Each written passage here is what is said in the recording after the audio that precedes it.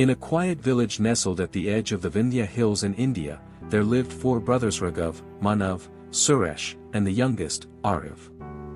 After their father's passing, the family was left with a modest inheritance, a patch of land and a small ancestral home.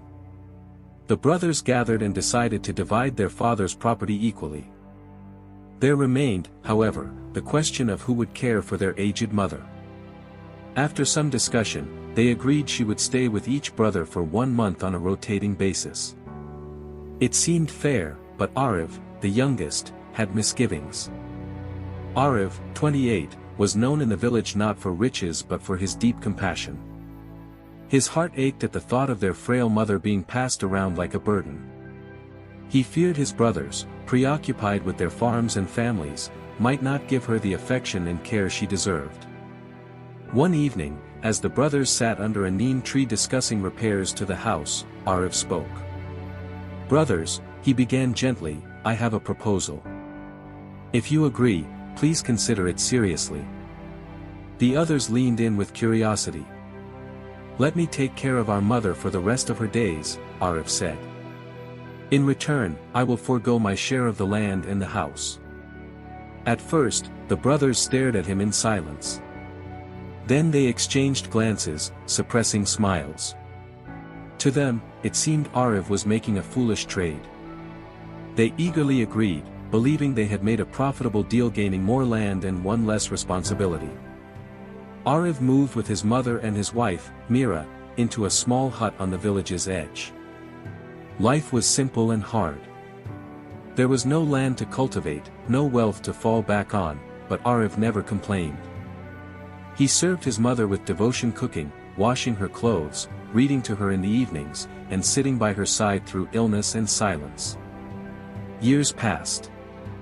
One evening, as the sun dipped behind the hills, Arav's mother passed away peacefully in her sleep. Arav was heartbroken, but Fulfillda had done all he could. That night, as he lit the oil lamp, Meera looked at their sparse room and whispered, "Now that she's gone, we have nothing, Arav. No land, no home. Only this hut and our poverty." Arav smiled through his sorrow. "But we have her blessings," he said. "What could be more valuable than that?" That night, Arav had a vivid dream. In it, a divine voice offered him 1,000 gold coins hidden beneath a sacred tree in the forest. "They are yours if you want them," the voice said. Arav, curious, asked, "Will they bring me blessings?" The voice replied, "No." Arav declined. The next night, the voice returned, this time offering 100 coins. Again, he asked the same question, and again the answer was no. He refused once more. On the third night, the voice returned with an offer of just 2 gold coins. "Will these bring blessings?" Arav asked. "Yes," came the answer. "Then tell me where to find them," Arav said. The next morning, he set out with Meera's blessing. In the forest, near the old banyan tree, he found the coins just as the dream had described. When he returned, Meera suggested they use 1 coin to buy food. They had been hungry for days. "I'd like some fish," she said softly.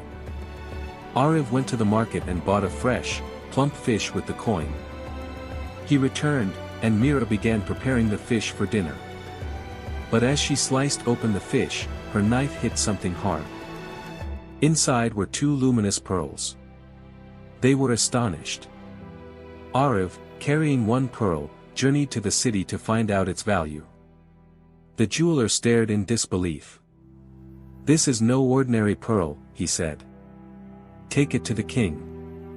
Only he can match its worth." Arav presented the pearl to the king, who listened patiently to the story of his sacrifice, his care for his mother, and the dream that led him here.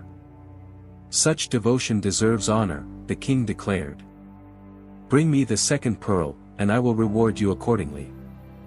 Arav returned with the second pearl. Moved beyond words, the king ordered 4 donkeys to be loaded with gold and silver. He also sent guards to ensure Arav's safe return. When Arav arrived home, Meera wept with joy. "Didn't I tell you?" he whispered.